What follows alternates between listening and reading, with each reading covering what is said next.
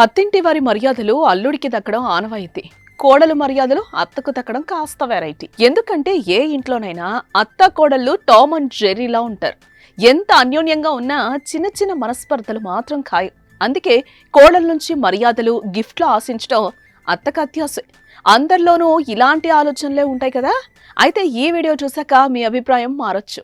మర్యాదలకు మారుపేరుగా నిలిచే గోదావరి జిల్లాలో అత్తకి ఊహించని గిఫ్ట్ ఇచ్చి వార్తలు నిలిచిందో కోడలు.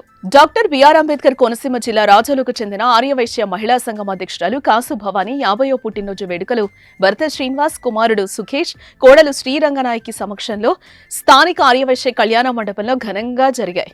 బంధుమిత్రులు భారీగా తరలొచ్చారు. తన అత్త భవానీ పుట్టినరోజుకు మరపురాని బహుమతి అందించింది కోడలు శ్రీరంగనాయకి. ఏకంగా ₹1,00,00,000 విలువైన గిఫ్ట్లు ఇచ్చారు. వాటిలో 50 లక్షల 50 రూపాయల 50 పైసల డబ్బులు, 28 లక్షల విలువ చేసే డైమండ్ నెక్లెస్, 100 గ్రాముల బంగారు బిస్కెట్, విలువైన చీరలు, పసుపు, కుంకుమ బహుమతిగా ఇచ్చారు.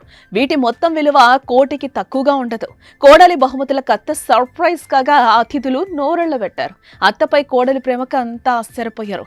అత్త ప్రేమ తనకు తల్లి ప్రేమ గుర్తు చేసిందని, పెళ్లైన 2 ఏళ్ల నుంచి అత్తమామలు తనను కన్న తల్లిదండ్రుల చూసుకుంటున్నారని, అందుకే అత్తపై ప్రేమతో ఈ బహుమతుల్ని ఇచ్చారని కోడలు ఆనందం వ్యక్తం చేసింది.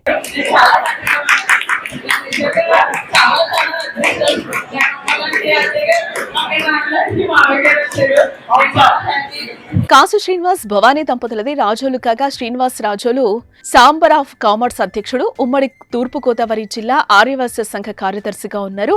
వీరి కుమారుడు సుఖేష్ కు పశ్చిమ గోదావరి జిల్లా పాలకొల్లుకు చెందిన శ్రీ రంగనాయకితో 2 ఏళ్ల క్రితం వివాహమైంది.